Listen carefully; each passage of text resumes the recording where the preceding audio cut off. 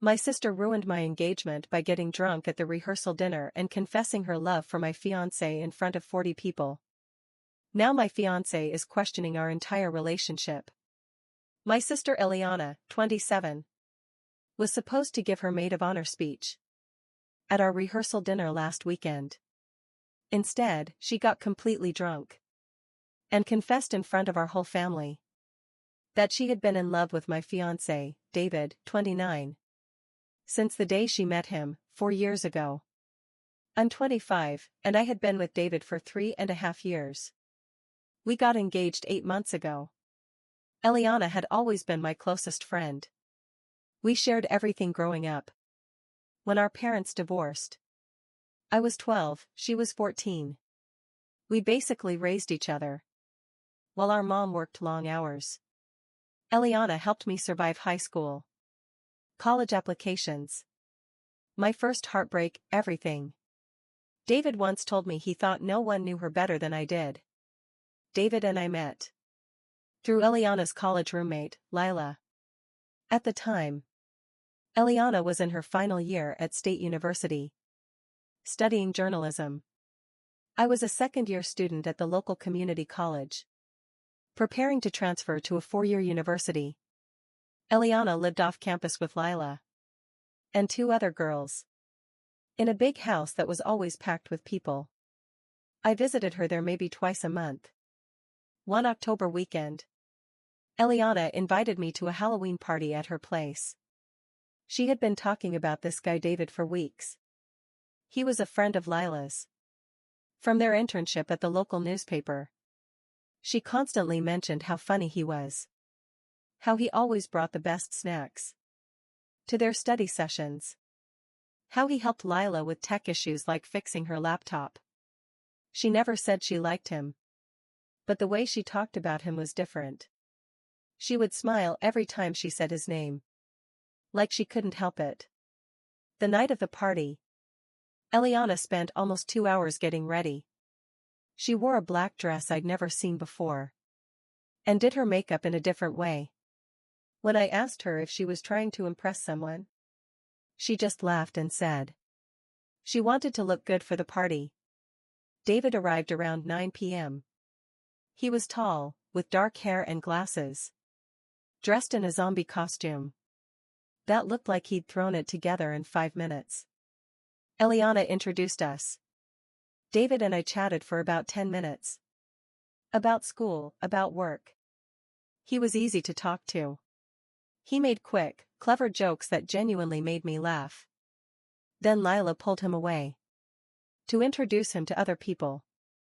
I spent most of the night chatting with Eliana's friends, but Eliana seemed distracted. She kept scanning the room, and I noticed how her eyes always landed on David. Whenever he talked to other girls, she'd find excuses to walk by or hover near those conversations.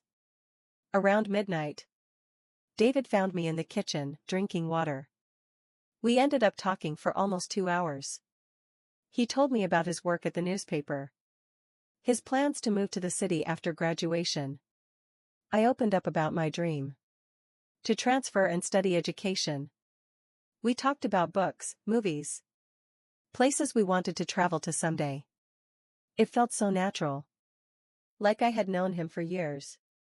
When I was about to leave, David asked for my number. He said he wanted to talk more sometime. I gave it to him without hesitation. The next day, David texted me asking if I'd like to grab coffee. We met up that Tuesday at a cafe near my campus. We talked for 4 hours. He walked me to my car and asked if he could see me again. I said yes. That night, I called Eliana to tell her about the date. She went quiet for a long moment. Then she said she was happy for me, but her voice was flat, lacking the usual excitement she'd always shown when I talked about guys I liked. I asked her if something was wrong. She told me she was just tired from studying. I told her, honestly, that if she had feelings for David, I could cancel the date. At that point, I liked him, But I wasn't in love with him. It wouldn't break my heart to walk away. I knew she had a crush. But she told me no. He was just cute. And that was it. And if he had asked me out, then he clearly wasn't interested in her. I even asked again, just to be sure, offering to meet up in person and talk about it. She said there was nothing to talk about. She actually told me she liked the idea of the two of us together. So I let it go. David and I went on 3 more dates that same week. On Friday, he asked if I wanted to be exclusive. I said yes. Because I was really starting to like him. I told Eliana. And she said I should bring him over sometime. Since things were becoming serious. The following weekend, I brought David to Eliana's place for a movie night. Eliana was polite but distant. She barely spoke to David directly. Most of her comments were directed at me or Lila. When David tried to joke around with her, the same way he did with everyone else, she responded with short answers and looked down at her phone. Over the next few months, Eliana's behavior toward David stayed the same. She was never rude. But she never really warmed up to him either. I asked her several times if she had any issue with my relationship with David. She always said no. Always. I'm not stupid. I knew she liked him. But she had given me her blessing. And told me she'd moved on. After Eliana graduated, she moved back in with our mom for a few months. Before getting a job at a magazine in the next town over. By that time, David and I were already living together. Eliana would visit us maybe once a month, always letting us know in advance. And always bringing someone else with her. She never stayed overnight. Even though we had a guest room just for her. When David proposed to me last year, Eliana cried when I called to tell her. She said she was so happy for me. And couldn't wait to help plan the wedding. She jumped right in. She brought me a full list of wedding venue ideas. Went dress shopping with me. And organized the bachelorette party. She seemed genuinely excited about the wedding. Our engagement party was at our house this past spring. Eliana gave a speech about watching me grow up. How she always knew I would find someone who saw how special I was. She talked about how patient and kind David was. How he made me laugh. And how happy she was to welcome him into the family. Everyone cried.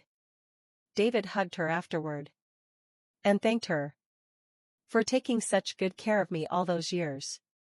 Planning the wedding actually brought Eliana and David closer. They started messaging each other about decorations, surprise touches they wanted to add for me, or gifts they wanted to buy together. Eliana even started staying for dinner. When she visited, she and David would talk about work, about books they were both reading. I felt relieved. Like she was finally getting over everything. 3 weeks ago, Eliana called me crying. She told me David had said she'd been dating a guy named Marcus for the past 6 months. And that she thought things were starting to get serious. The following weekend, I brought David to Eliana's house for a movie night. Eliana was polite but distant. She barely spoke to David directly. Most of her comments were aimed at me or Lila.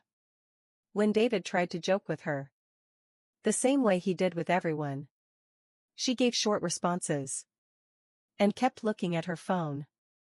Over the following months, Eliana's behavior toward David remained the same. She was never rude. But she never got close to him either.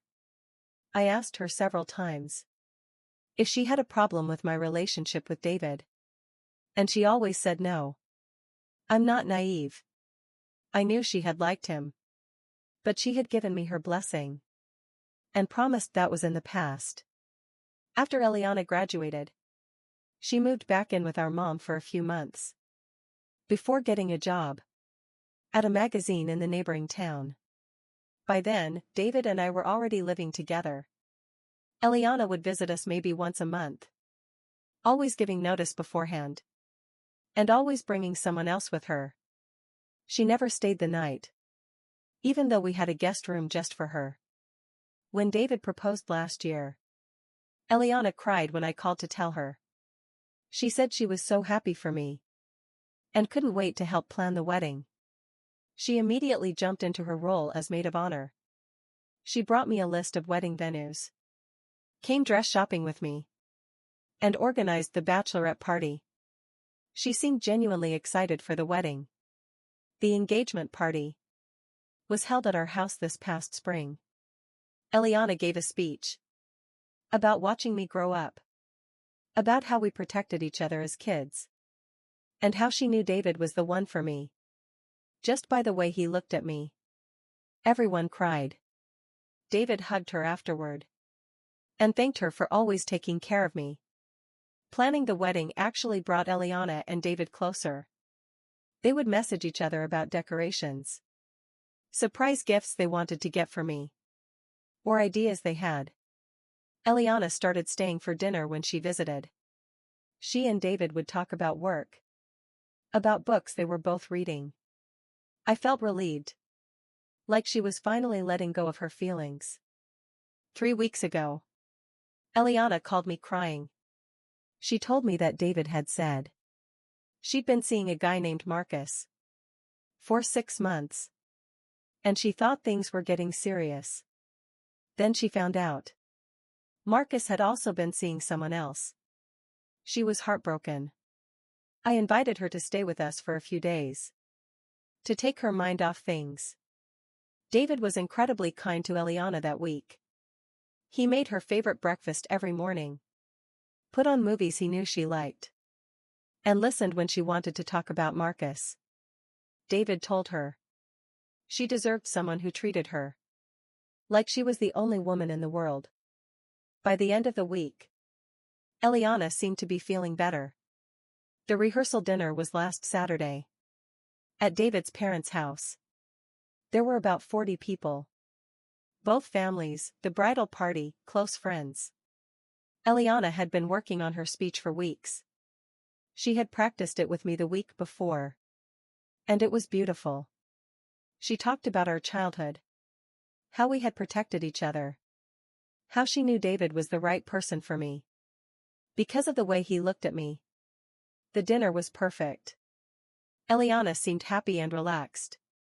She had 2 glasses of wine during the meal. Normal for her. After we finished eating, David's father kicked off the speeches. David's best friend went first, then his sister, then my mom. Everyone's speeches were sweet and funny. Then Eliana stood up. She had a piece of paper with her speech written on it, but she didn't look at it. She started by talking about how much she loved me, and how proud she was to be my sister. Then she said there was something she needed to tell everyone. She said she had been keeping a secret for years, and she couldn't keep it anymore. She looked directly at David and said she had fallen in love with him from the moment she met him. She said she had planned to ask him out at the Halloween party, but then he started talking to me.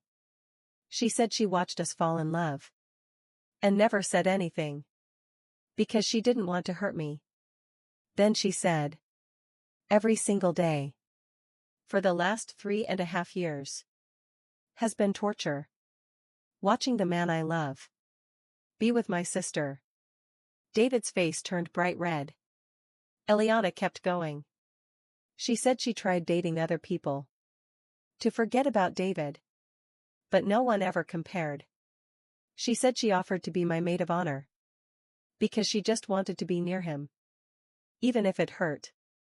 But she couldn't stand at the altar and watch me marry him without telling the truth. Then she said she was sorry and ran out of the house. Half the guests followed her outside. The other half just stared at David and me. David's mom started crying. My mom looked like she wanted to disappear. David and I left immediately. We drove home in total silence. When we got home, David went straight to the guest room and closed the door. I stayed in the living room until 3 in the morning, staring at the wall. I haven't spoken to Eliana since that Saturday night. She's called me 15 times and sent dozens of apology texts. She says she was drunk and didn't mean to say all of that in front of everyone. She says she just wanted to tell me in private before the wedding so she could step down as maid of honor. She says she never meant to interfere in our relationship and that she never would. But to me, the alcohol excuse doesn't really hold up. She only had 2 glasses of wine. Today, David has barely spoken to me since Saturday. He goes to work, comes home, eats dinner in silence, goes to bed early. When I try to bring up what happened, he says he needs time to think. Yesterday, he asked me if I had known about Eliana's feelings. I told him exactly what I've told you here. He nodded and went back to reading his book. My mom called me yesterday. She said Eliana has been staying at her house since Saturday, crying constantly. She said Eliana feels awful for ruining the rehearsal dinner and wants to fix things. She asked if I'd be willing to talk to Eliana, but I told her I'm not ready. The wedding is in 12 weeks. We've already paid for everything. The invitations have already been sent. I don't know if Eliana expected me to cancel the wedding after her speech, or if she thought David would leave me for her. I honestly don't know what she was hoping to achieve. I thought she had gotten over him, because that's what she always told me. Especially recently, with all the wedding planning. She genuinely seemed better. Yesterday, David said he wants to postpone the wedding. He said everything with my sister was too much to process, and that he's going through a crisis. I asked him why my sister's confession felt like a crisis to him. He hasn't really been able to give a clear answer. I'm angry at Eliana for ruining our rehearsal dinner. But I'm also angry that she agreed to be my maid of honor when she was still in love with him and clearly hurting just being around him.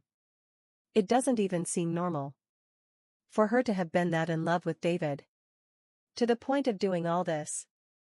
Especially since, before I met him that night, she had probably only seen him a couple of times. And even during all this time, she mostly avoided being around him. Update January 1st about David.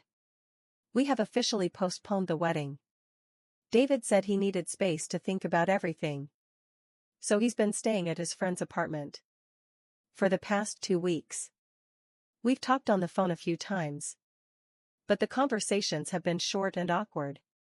He keeps saying he needs more time to process what happened.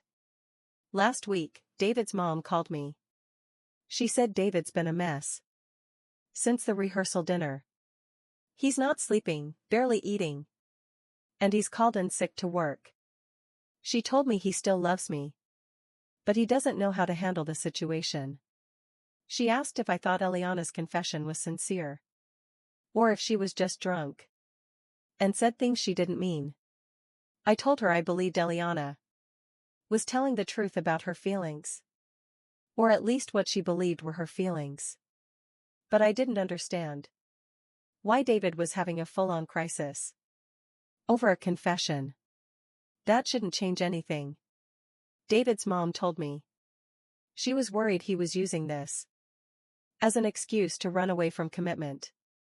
Honestly, I've had that thought too. She said he did something similar with his ex-girlfriend 2 years before he and I met. He found a reason to break up when they started talking about living together. That shocked me.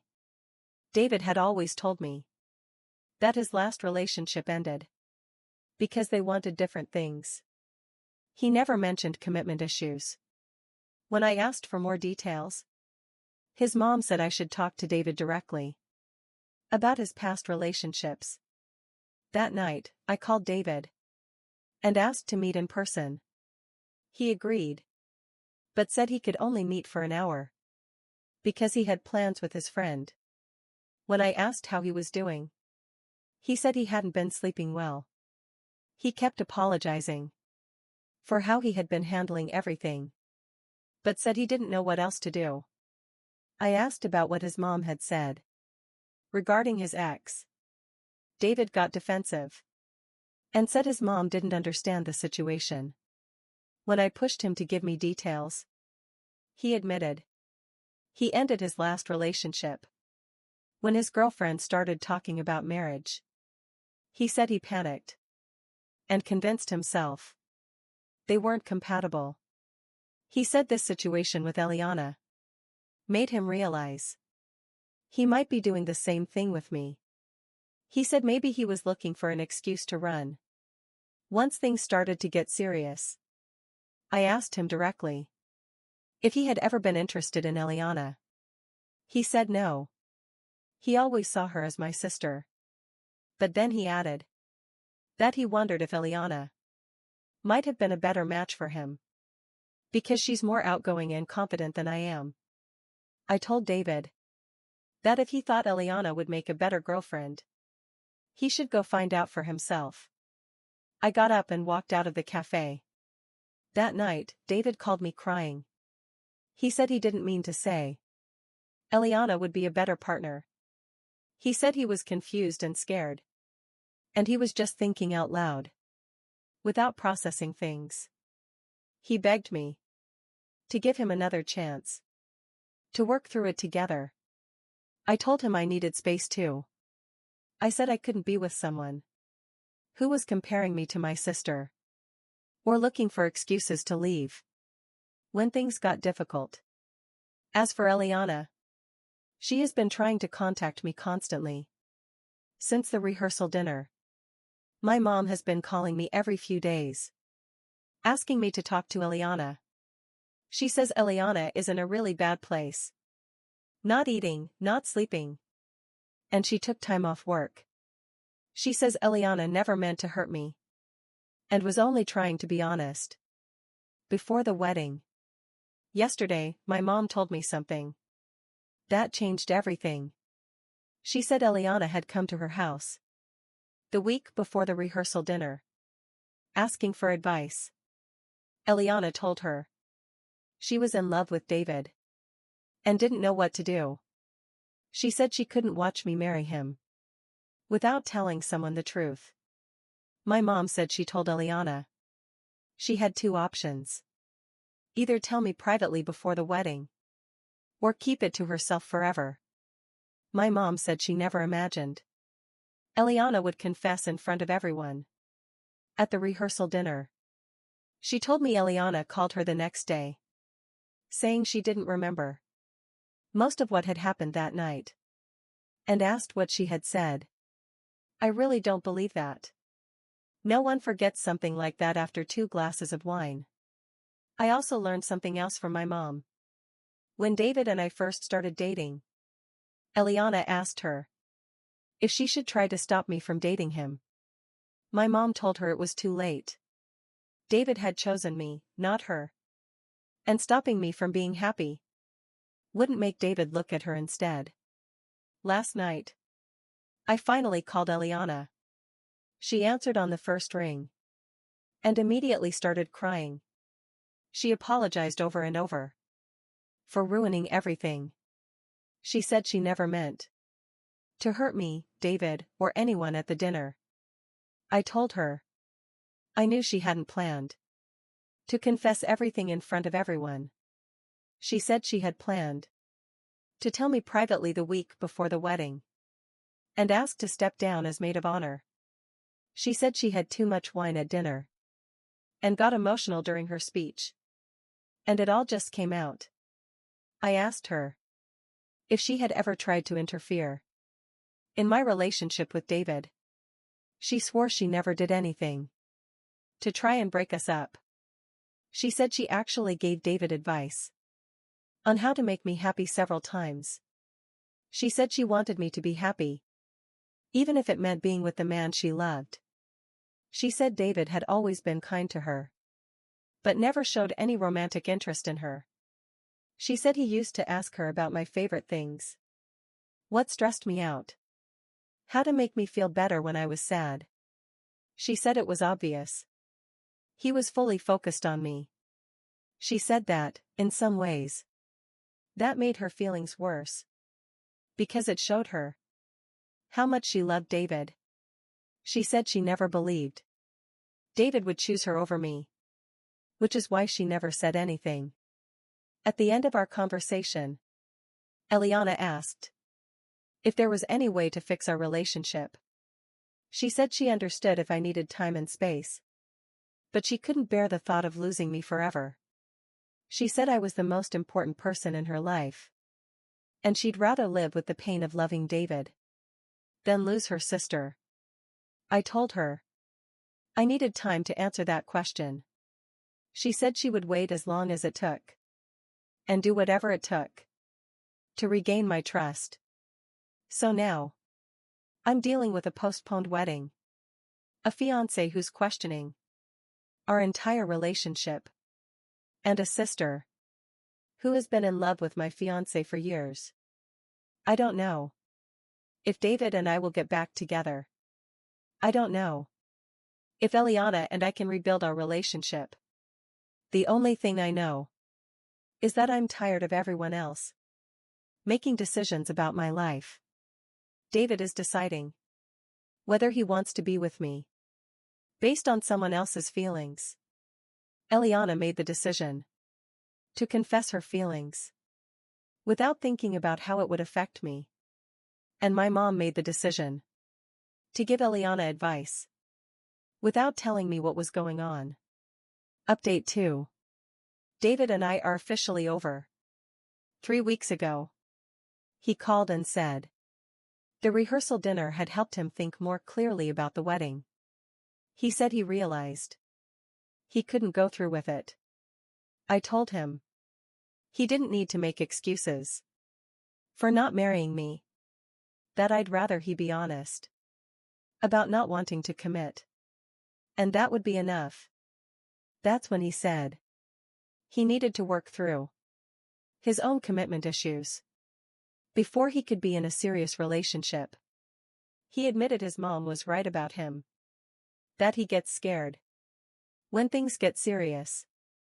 He said the situation with Eliana gave him an excuse to avoid facing his fear of marriage. It made me angry that he used Eliana's confession as the reason to end our relationship, when the real problem was his fear of commitment. But at least, in the end, he admitted it. And I guess that's something. The following week, we split our things. David moved back to his apartment. We canceled all the wedding vendors and lost most of the deposits.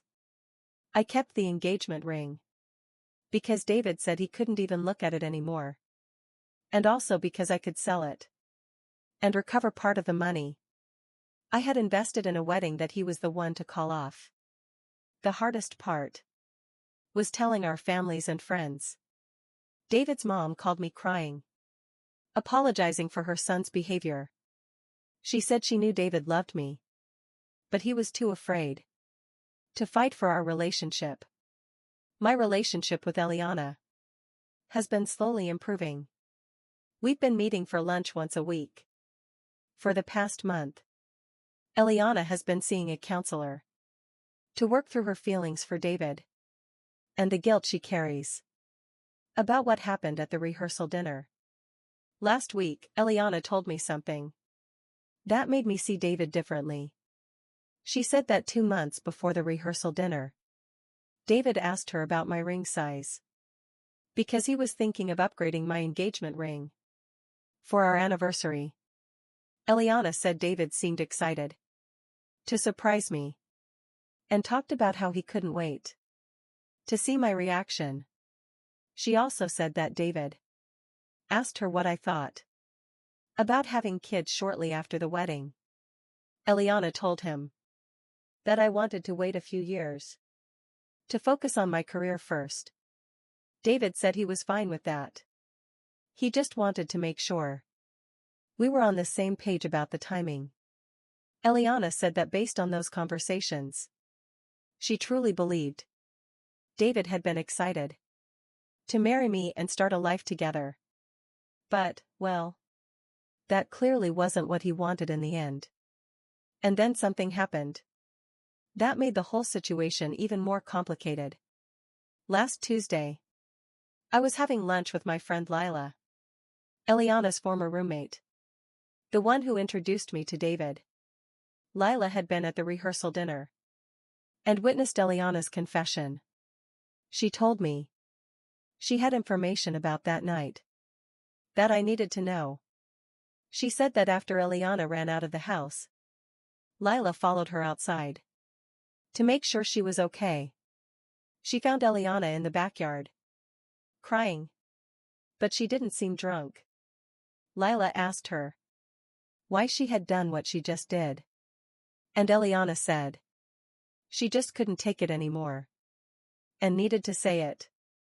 Lila told her she could have said it in private, but my sister seemed satisfied with how it had played out.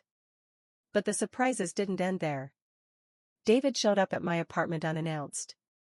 He said he had been thinking about everything and realized he had made a mistake ending things with me. David told me he had been talking to a counselor about his commitment issues, and he realized he had used Eliana's confession as an excuse to run away from the best relationship he had ever had. He said he knew our love was real and regretted ever doubting it. He asked if we could try again. He said he wanted to work on his commitment problems and learn how to fight for our relationship instead of running when things got difficult. David told me he missed me every day and realized he didn't want to live without me.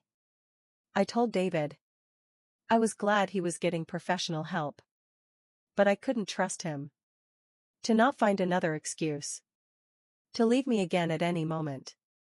I don't think it's extreme to make this decision. I don't believe David cheated on me with my sister or anything that dramatic. But using what happened at the rehearsal dinner to run away, then cancel everything, that's more than enough to know I can't marry this man. At least, that's how I see it. Update 3. I know some people think I made a mistake not taking David back.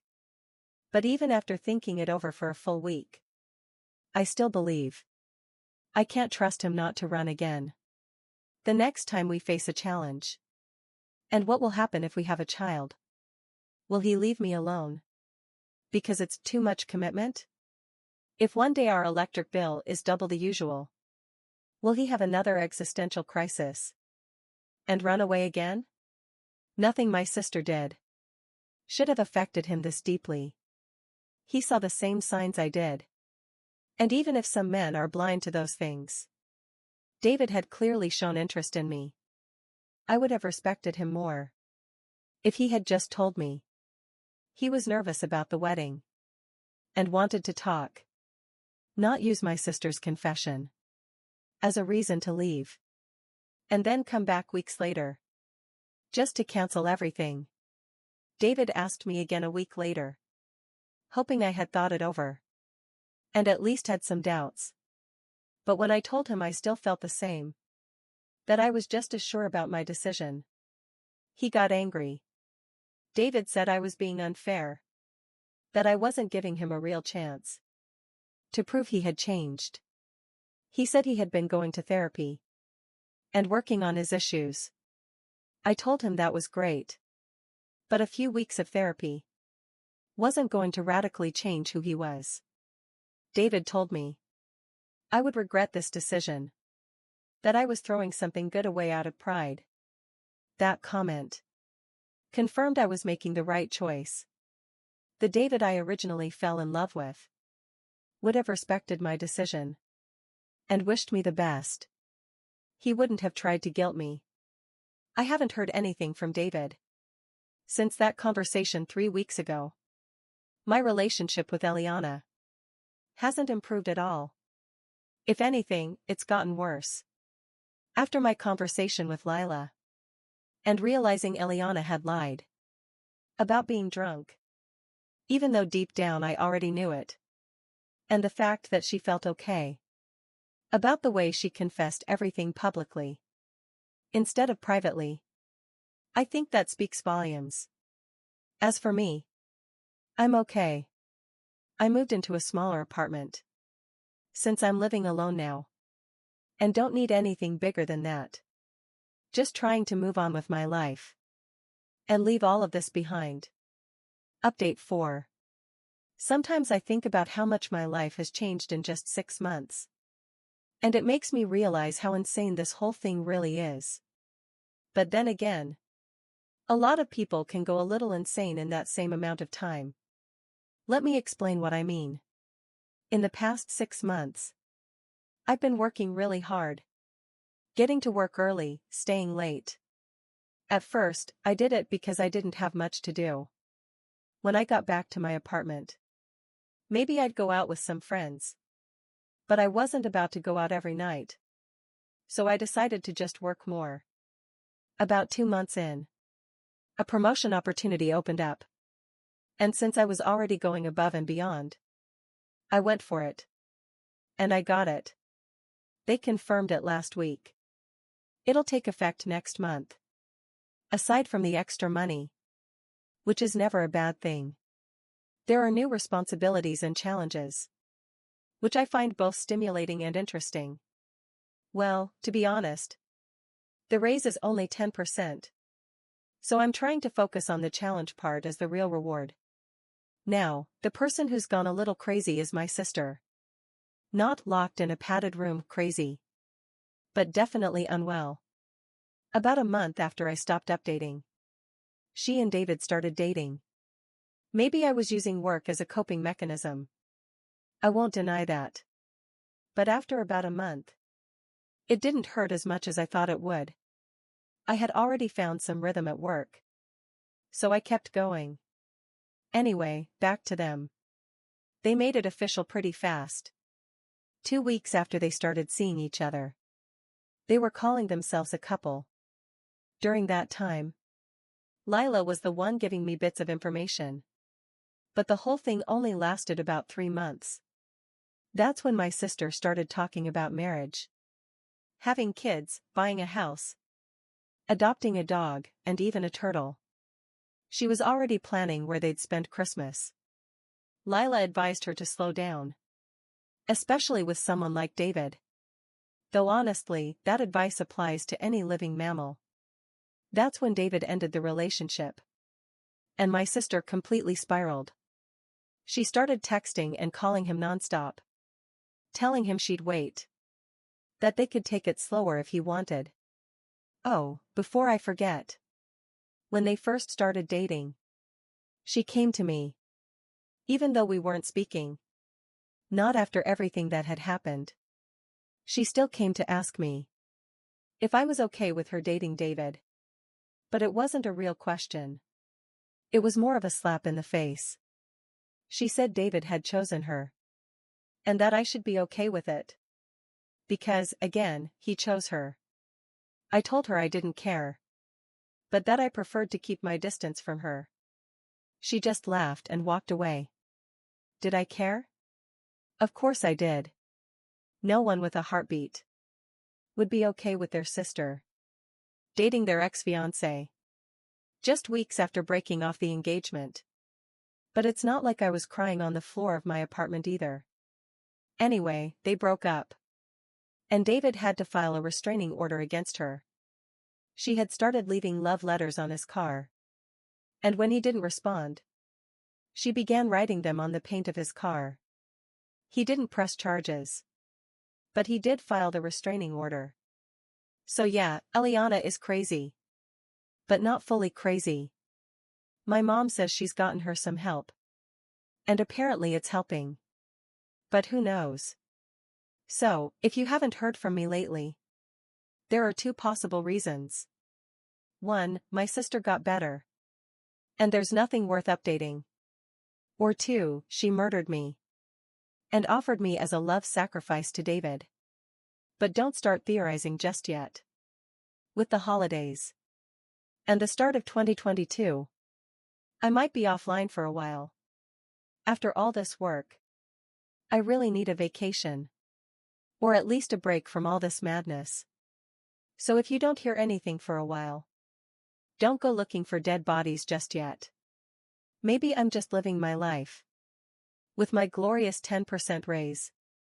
Which kind of makes it feel like I did die. And now have nothing left to update.